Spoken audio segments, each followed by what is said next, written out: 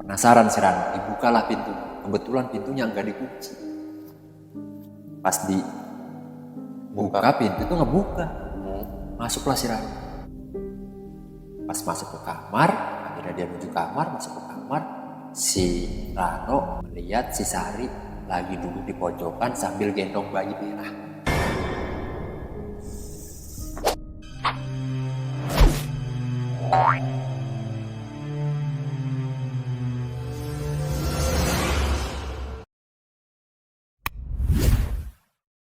Assalamualaikum warahmatullahi wabarakatuh.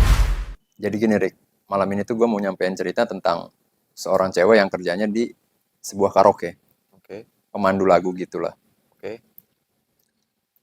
Nah awal ceritanya ini gue dapet dari temen gue. Yang kebetulan temen gue juga ini kerja di tempat karaoke sebagai bartender. Kita sebut saja namanya si Rano. Si Rano ini emang cukup populer di tempat karaoke itu.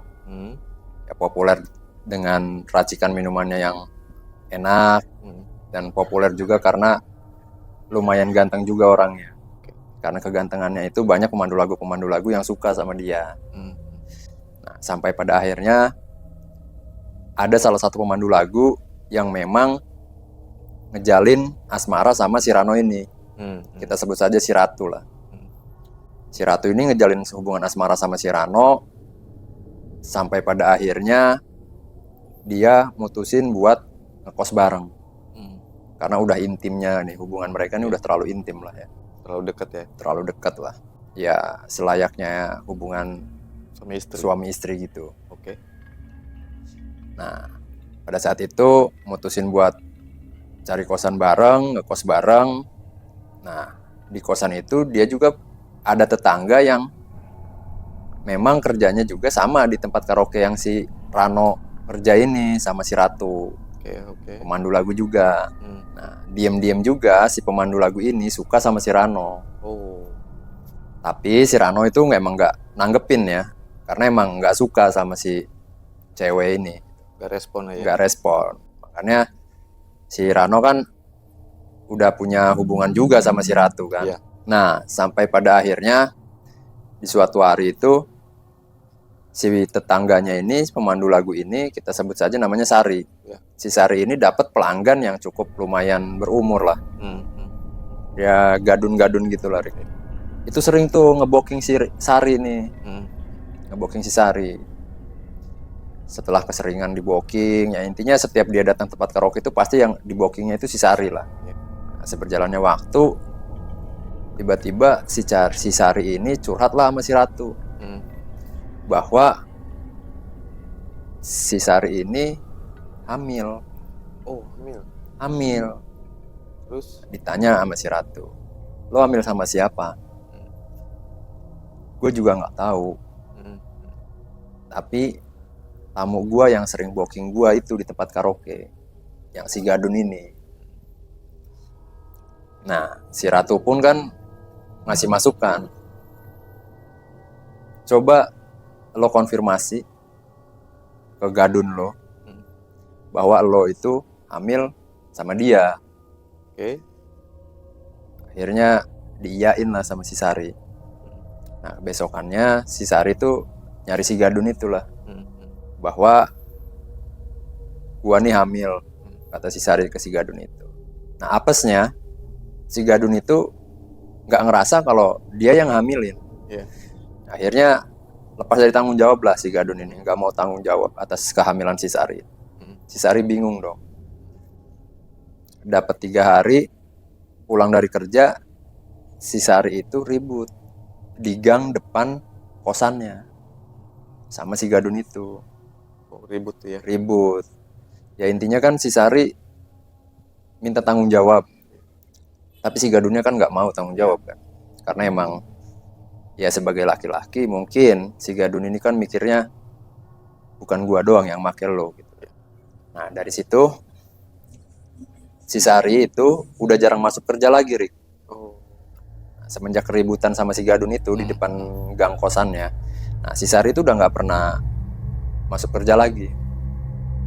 Sampai si Ratu juga nyariin di WA gak aktif, dihubungin atau ditelepon via Japri. GSM pun nggak aktif juga nomornya. Ya. Dan di kosannya pun nggak ada gitu. Ya intinya dia nggak keluar dari kosannya lah. Si Sari ini kan sama si Ratu itu kan tetanggaan kan kosannya, sama si Rano ini kan. Nah, akhirnya si Ratu ini agak curiga. Si Sari kemana? Kok nggak keluar gitu. Ini udah 4 hari nggak keluar, nggak kerja, di kosan pun nggak ada gitu loh. Nggak ada ya tanda-tanda kehidupan lah di kamarnya kan. Akhirnya si Ratu ini nelpon cowoknya, si Rano ini, yang bartender ini. Yang bisa ke kosan dulu nggak sebentar. Si Rano jawab juga, ya nanti balik gawe gue mampir ke kosan lu, kata si Rano. Selesai kerja, si Rano langsung luncur ke kosannya si Ratu. Akhirnya si Ratu pun cerita lah sama si Rano ini, sama pacarnya si bartender ini kan, yang si Sari udah 4 hari nggak keluar dari kosan dan nggak kerja juga. Saya sih curiganya dia balik kampung ke rumah orang tuanya. Nah, more information nih, si Sari ini ternyata tetanggaan sama si Ratu di kampungnya. Kata si Rano ini bilang, coba lo hubungin orang tuanya atau saudaranya yang di kampung, ada nggak di sana si Sari? Akhirnya si Ratu pun nurut lah ya. Dihubungin lah sana keluarganya tuh yang ada di kampung. Sana keluarganya bilang si Sari nggak ada di sini. Bukannya si Sari ada di sana kerja, kata keluarganya. Si Ratu pun nggak langsung bilang si Sari itu nggak ada di sini. Dia cuma bilang, oh dikirain pulang.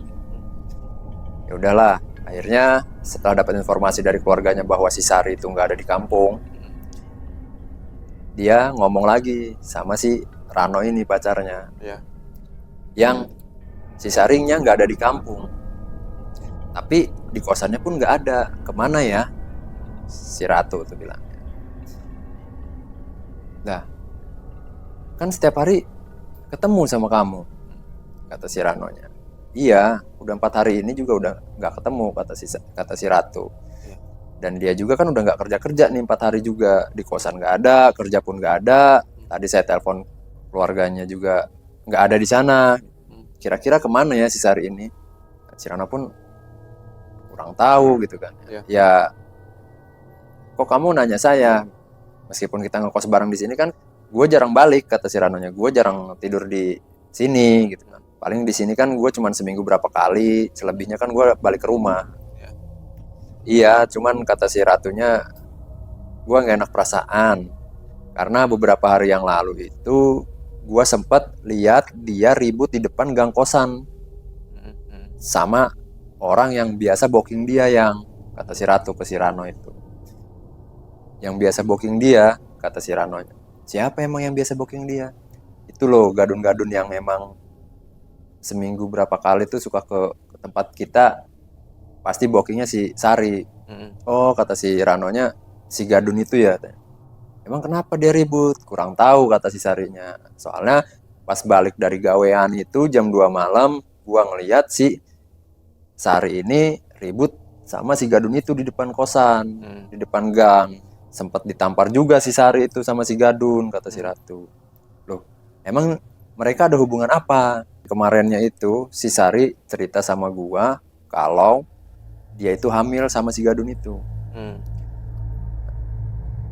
Nah, si gadun itu kayaknya nggak mau tanggung jawab karena ngerasa kalau yang make si Sari ini bukan dia doang, gitu. Ada laki-laki lain, makanya dia nggak mau tanggung jawab. Emang kamu lihat pas dia berantem? Lihat, soalnya kan pas balik gawe itu bareng kita balik.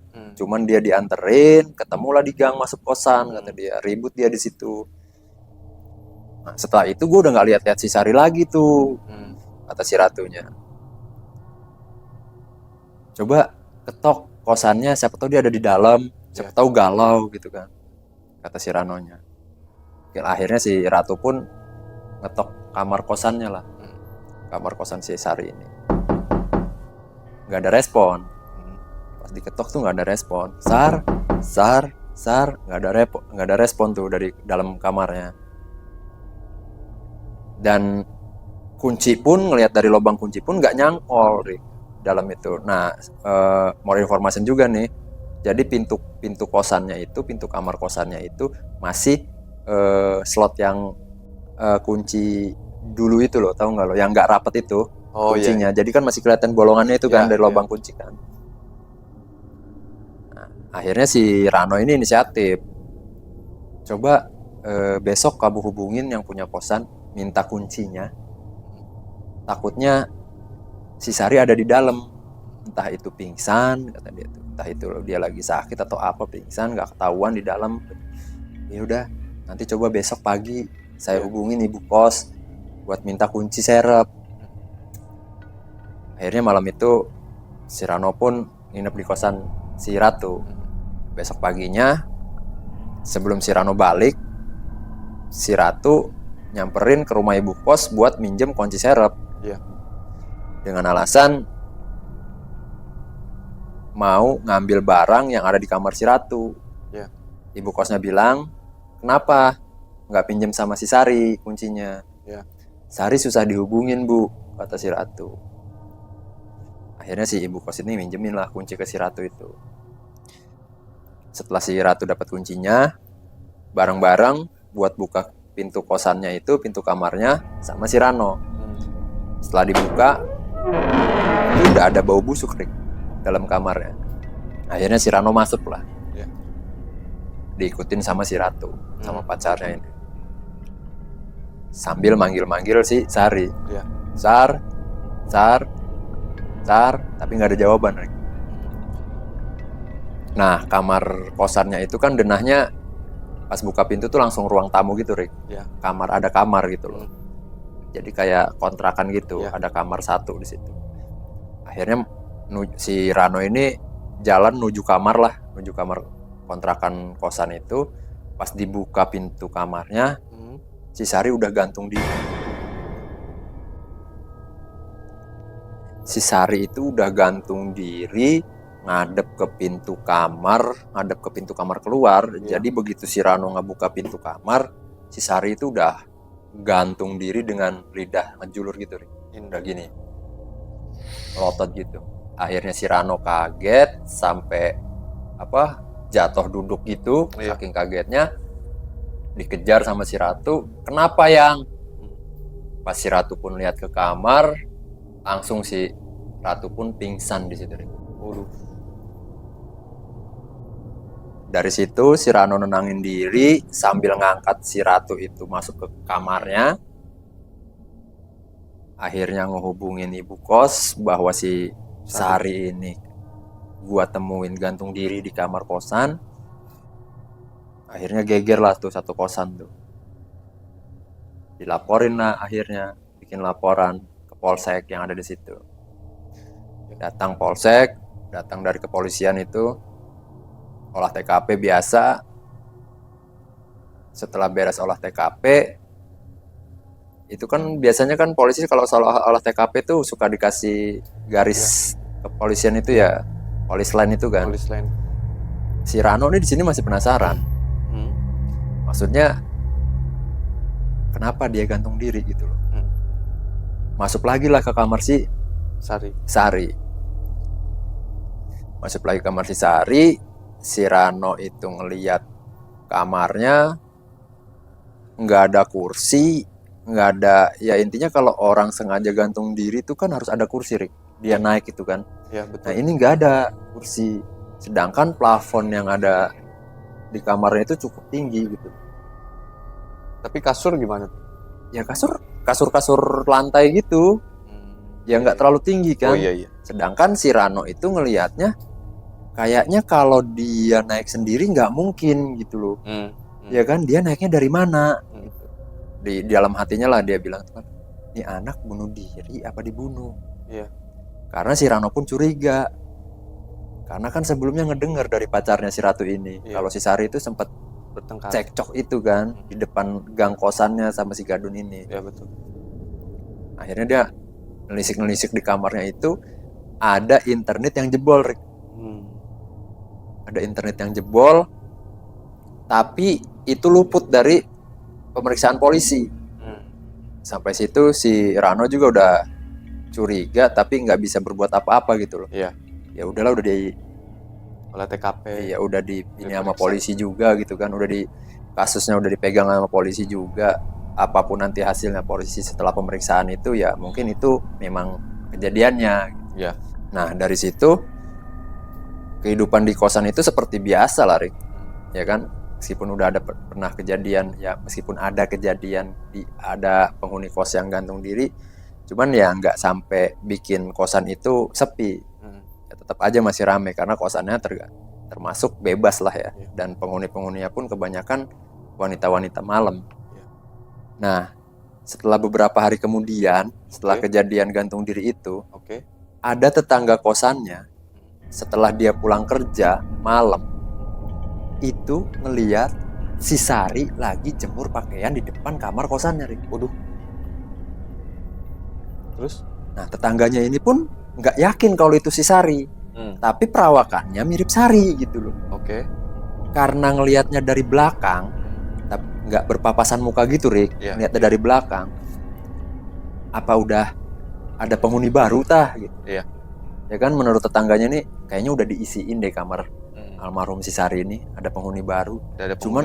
Cuman kata tetangganya itu kok mirip si Sari gitu loh, dari perawakan. Karena dia kan ngelihatnya punggungnya doang, Rick. Nggak ngelihat depannya gitu loh. Itu lagi jemur pakaian, Rick. Lagi jemur pakaian. Terus? Nah dari situ si tetangganya ini nggak, udah sama aja sih, nggak ambil pusing, mungkin karena capek juga kan pulang kerja kan, habis ngelayanin tamu juga kan. Ya udahlah, dia juga nggak cerita-cerita sama penghuni kos yang ada di situ. Nah, dapat 2 hari kemudian si Ratu pulang kerja, diantar si Rano ini. Kebetulan kan kamar si Ratu itu kan sebelahan sama kamar si Sari ini, bersebelahan ya, almarhum ini. Itu ada yang manggil, Rick. Dari dalam. Si Ratu noleh dong. Si Ratu kan jalannya di depan si Rano nih. Dikirain si Rano yang manggil. Tumben yang manggil nama. Ya dia kan pacaran kan. Biasanya sayang. Nah si Rano bingung. Gua nggak manggil lo kok gitu kan. Loh, tadi ada yang manggil aku tahu yang? Kata si Ratu ini. Manggil gimana? Ratu katanya. Kedengarannya sih dari belakang, dikirain ayang. Enggak kok, dari tadi gue diem, kata si Rano kan. Mungkin kecapean kali, kata si Rano kan. Iya kali yang ya, mungkin kecapean. Tadi juga banyak tamu di tempat karaoke. Ya udahlah kita istirahat tidur. Udahlah, nggak digubris kan kejadian hari itu. Nah setelah itu dapat beberapa hari lagi, ada penghuni kos yang mergokin kalau di dalam kamar si almarhum Sari ini ada si Sari, Rick. Jadi jendelanya itu kan posisinya itu hordengnya rada kebuka gitu, Rick. Nah tetangganya ini bukan tetangga yang ngeliat pas dia lagi jemur loh ya, tetangga yang lainnya. Tetangga selanjutnya lain, loh kok di kamar si Sari ada penghuni baru gitu loh. Perasaan tadi pagi masih kosong gitu. Penasaran dong. Tengoklah masih tetangganya ini ke kamar si Sari. Tengok dari jendela. Pas ditengok dari jendela itu, si orang yang ada di kamar si Sari ini masuk ke kamar. Dan si tetangganya ini, kok si Sari ya? Langsunglah dia lari, Rick, masuk ke kamarnya. Ya kan? Karena ketakutan. Karena takut. Nah dari situ udah mulai gosip-gosip antara penghuni kos tuh udah mulai tuh. Ada yang lihat Sari katanya. Terus juga yang pernah nemu yang dia lagi jemur itu, gue juga pernah lihat, kata dia. Gue juga pernah lihat ada orang yang lagi jemur pakaian depan kamar si Sari. Tapi gue nggak notice kalau itu Sari. Gue kira itu penghuni baru. Tapi kan kalau penghuni baru, masa kita nggak kenal gitu kan? Masa dia nggak pernah keluar gitu loh. Dari situ si Ratu datang, ada apa gitu kan, ribut-ribut gitu loh. Nah si tetangga-tetangga ini kan lagi pada bergosip kan. Rat, sini gini. Nah, lu kan kamarnya sebelahan nih sama kamar almarhum si Sari. Iya. Lu pernah ngerasa ada kejadian aneh nggak gitu di kamar lu? Gak ada sih. Emang kenapa? Kata si Ratu. Ya, soalnya si Hilda nih gitu kan pernah lihat bahwa di dalam kamar si Ratu itu ada orang perempuan dan sosoknya itu perawakannya itu mirip sama si Sari. Si Ratu akhirnya dari situ inget tuh, iya tanya, gue juga waktu itu pernah ada yang manggil nama gue pas gue balik gawe sama si Rano. Nah singkat cerita nih, setelah lewat beberapa hari dari si Ratu bergosip sama tetangga-tetangga kosannya ini, itu ada keamanan yang keliling ngeliat kalau di kamar almarhum si Sari ini ada sosok wanita yang mirip dengan si Sari sambil gendong bayi. Si keamanan ini kan tahu kan kejadiannya, bahwa kamar itu pernah ada yang gantung diri. Dan si keamanan ini pun kenal sama si Sari gitu. Dan keamanan ini pun kan bilang, kok kayak Sari gitu. Tapi kok gendong anak, gendong bayi. Disamperin lah sama si keamanan. Samperin, diketok lah pintunya. Malam, misi. Malam mbak, misi. Itu gak ada jawaban, Rick. Gak ada jawaban sama sekali. Pas dipanggil-panggil nama, mbak, permisi, ya kan. Itu langsung mati kamar lampunya, Rick. Plat. Dari situ keamanan pun, ya orang yang sedikit berani sih sebetulnya. Ada apa nih? Kok apa putus lampunya? Mati lampu kan nggak mungkin karena yang mati itu cuman posisinya di kamar si Sari ini. Sebelah kamar yang lainnya tuh pada nyala lampunya. Dari situ lah udahlah, ya kan? Dia cabut lagi lah. Nah setelah itu nggak lama kemudian pulanglah nih, pada balik nih penghuni-penghuni kos nih, ya kan? Yang rata-rata pekerja malam kan, pada balik. Nah ada satu penghuni kos yang memang balik pertama, Rick. Duluan lah nyampe. Pas lewat kamar Sari, ada suara bayi nangis. Kaget dong dia. Kok ada bayi? Ya si penghuni kos pun mikirnya, apa udah ada penghuni baru tah? Gitu loh. Akhirnya disamperin lah si kamar itu. Mbak, kenapa mbak? Anaknya nangis aja. Tapi gak ada jawaban, Rick. Suara tangisan bayi aja tuh yang ada tuh. Gak ada jawaban sama sekali. Diketrok-ketrok sama tetangga itu. Gak ada respon. Gak ada respon. Tapi suara tangisan bayi itu masih tetap ada, Rick. Kunci. Dari situ udah mulai curiga tuh si tetangga tuh. Ini bener-bener penghuni kos baru atau Sari makhluk halus gitu loh. Larilah dia masuk langsung ke kamarnya. Nah nggak lama setelah itu penghuni yang lain pada datang, Rick. Pada datang lah penghuni yang lain. Langsung keluar tuh yang tadi tuh. Bro gitu kan. Bentar deh gue mau cerita. Kenapa, ada apa?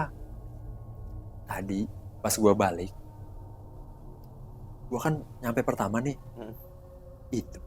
Itu ada suara bayi nangis di kamar Sari. Lu jangan bercanda, ya kan? Kata penghuni kos lainnya. Si Ratu pun bilang, jangan aneh-aneh deh, jangan nakutin deh. Gua posisinya kamarnya sebelahan soalnya, jangan suka nakut-nakutin lah. Beneran, lila kata dia. Gua ngedenger suara bayi dalam kamar si Sari.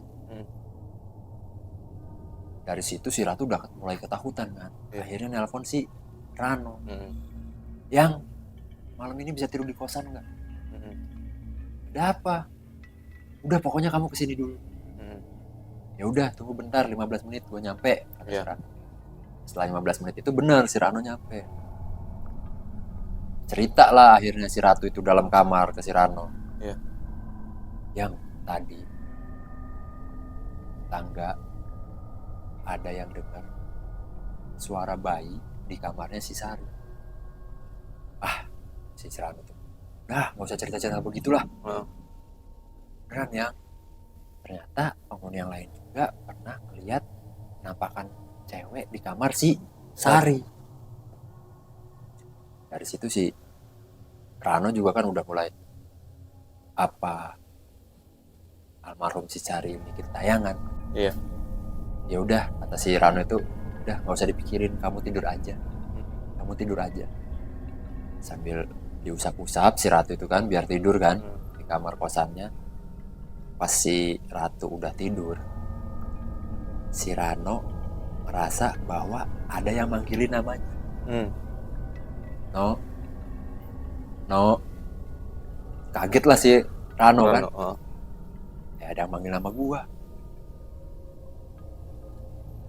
Tapi hilang lagi tuh suaranya. Pas dia ngelus-ngelus si Ratu, akhirnya ngedenger lagi lah suara. No, tolong gua. Minta tolong tuh ya. Minta tolong, no, tolong gua. Sampai 3 kali. Dari situ si Rano, suaranya mirip kayak si Sari. Keluarlah si Rano dari kamar. Nengok kamar Sari. Gak ada siapa-siapa, Rik. Penasaran si Rano, dibukalah pintunya. Kebetulan pintunya nggak dikunci. Terus? Nggak tahu ya, entah itu dikunci sebelumnya atau emang posisinya sama ibu kos itu kunci kamar itu nggak dikunci. Kamar itu nggak dikunci, pintunya kan pas dibuka pintu itu ngebuka. Masuklah si Rano. Pas masuk ke kamar, akhirnya dia menuju kamar, masuk ke kamar, si Rano melihat si Sari lagi duduk di pojokan sambil gendong bayi merah. Sambil ngegendong bayi merah. Dari situ si Rano langsung kabur, lari langsung nendang pintu kamar kos si Ratu. Si Ratu kaget, kenapa yang? Ada apa yang? Gua lihat Sari. Ada Sari lagi di kamar, lagi gendong bayi. Gua lihat Sari lagi di kamar lagi gendong bayi. Yang istighfar yang, kata si Ratu. Yang istighfar yang. Buruan cabut, kata si Rano. Yang istighfar yang, ditempeleng lah akhirnya, ditampar si Rano itu sama si Ratu. Pak, ya kan? Sadarlah si Rano sambil nyebut istighfar itu kan. Dikasih minum lah sama si Ratu. Yang minum dulu. Kamu kenapa? Yang tadi gua ngedenger ada yang minta tolong, dan minta tolongnya pun nyebut nama gua, kata si Rano. No, tolongin gua.